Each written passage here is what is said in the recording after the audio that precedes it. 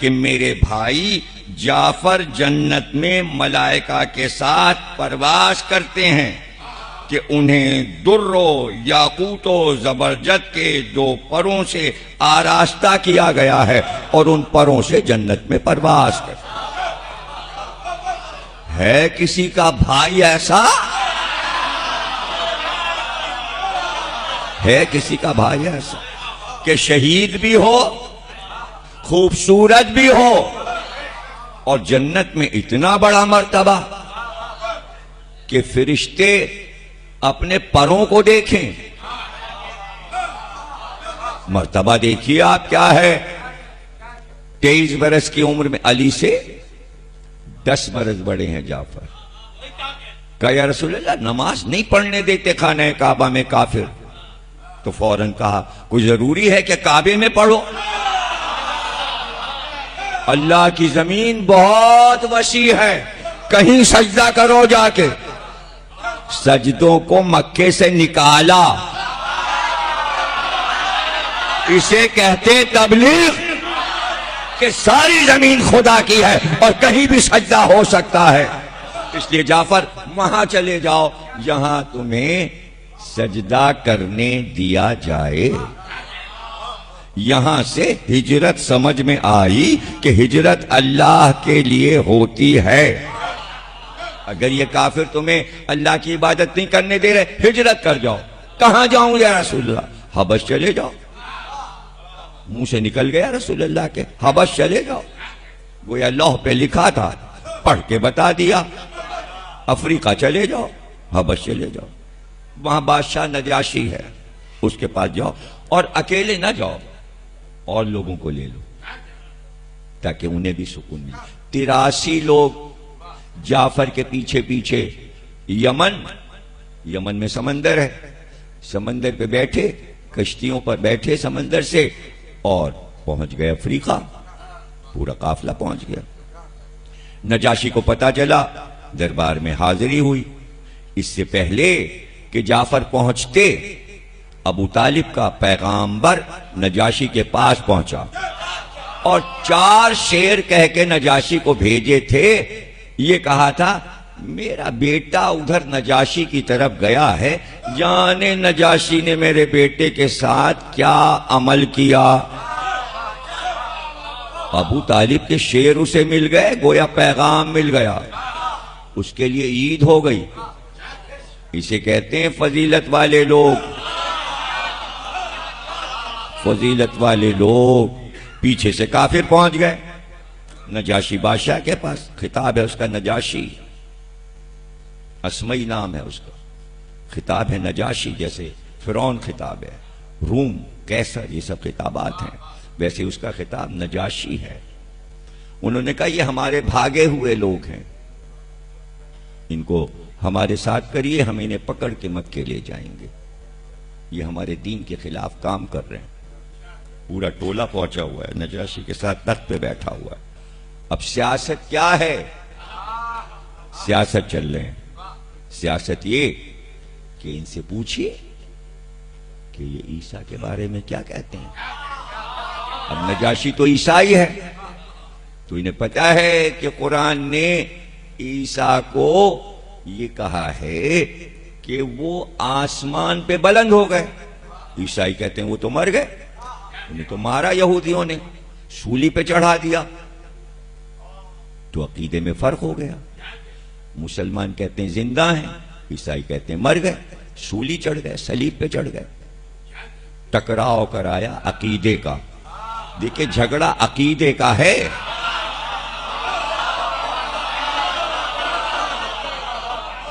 عقیدہ چل رہا ہے ٹکر پہ۔ نجاشی کے کان میں کہا تھا پوچھئے عیسیٰ کے بارے میں۔ جعفر سے آگے کھڑے تھے، امامہ باندھے ہوئے، شملے پڑے ہوئے، ابا پہنے، بلند قامت تھے، خوبصورت تھے، حسین تھے، رسول سے مشابہ تھے۔ بازار میں نکلتے تھے، پیچھے سے آدمی آتا تھا، کہتا تھا السلام علیکم یا رسول اللہ، پلٹ کے کہتا میں جعفر ہوں۔ جعفر۔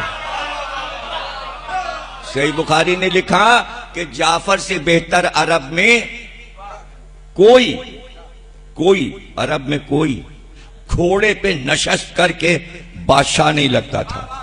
جعفر جب گھوڑے پہ بیٹھتے دور سے لگتا تھا کوئی بادشاہ آ رہا ہے اور اپنے تخت پہ بیٹھا ہوا. اور جامہ زیبی ختم تھی جعفر پہ، جو لباس پہن لیا لوگ دیکھتے رہ جاتے تھے. یہ بخاری اور مسلم نے فضائل جعفر لکھے ہیں. علی کے بھائی کی فضیلتیں محفوظ کی گئی ہیں، جو علی کہہ رہے ہیں میری فضیلتیں ہیں. کہا نجاشی نے جعفر عیسیٰ کے بارے میں کیا خیال ہے؟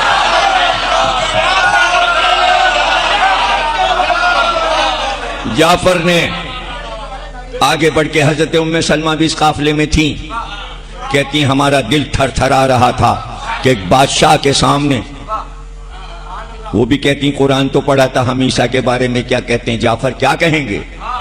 جعفر نے ایک بات کہا، نجاشی سن لے، عیسیٰ اللہ کا ایک کلمہ تھے.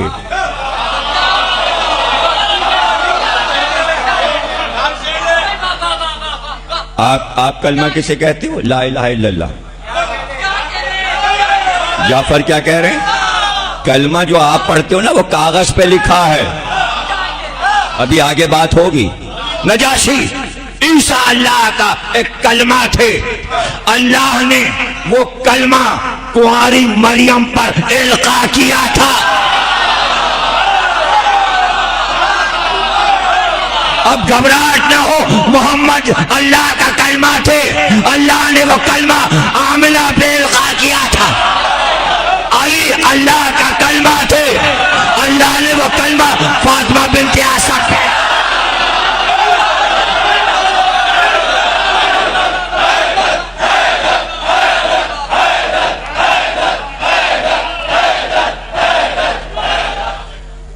نجاشی نے کہا کچھ قرآن سے سناؤ. جعفر نے سورہ مریم کی تلاوت شروع کی، بسم اللہ الرحمن الرحیم کہہ کے، کاف ہا یا عین صاد. ابھی 7 آیتیں پڑھی تھیں کہ نجاشی رونے لگا، آنسو بہنے لگے اور تخت سے اتر کے زمین پہ بیٹھا اور بیٹھ کے سامنے ایک تنکا پڑا تھا، تنکا اٹھایا، کاہل دربار، جو عقیدہ عیسیٰ پر ان مسلمانوں کا ہے اور جو ہمارا ہے اس تنکے کے برابر بھی فرق نہیں ہے. عقیدے سے عقیدہ جب مل جائے، جب عقیدے سے عقیدہ مل جائے تو یہی آپ کی جیت ہے. کہاں سمجھ رہے ہیں آپ؟ ارے عیسائی مباہرے میں آئے کہ ہم دیکھ رہے ہیں وہ چہرے، یہ کہہ دیں تو بات. انہوں نے اپنا عقیدہ آپ کے عقیدے سے ملا دیا اور بھاگ گئے، عقیدے کا اظہار کر کے بھاگ گئے. آج تک اسی عقیدے پہ قائم ہیں، عیسائی اسی عقیدے پہ قائم ہیں.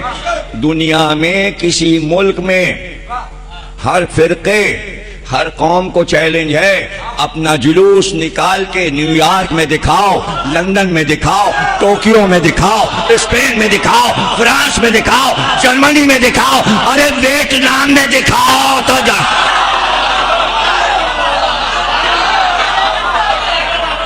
نہیں سمجھے؟ یہ روحانی حکومت ہے آل محمد کی. جب کسی ملک میں کوئی شیعہ پرمٹ مانگتا ہے حکومت سے کہ جلوس نکالنا ہے تو اللہ ان کے دل میں ڈال دیتا ہے اجازت دے دو. دوسرے اپنا منہ لے کے رہ جاتے، ارے جو سعودی عرب میں نہ نکلوا سکے.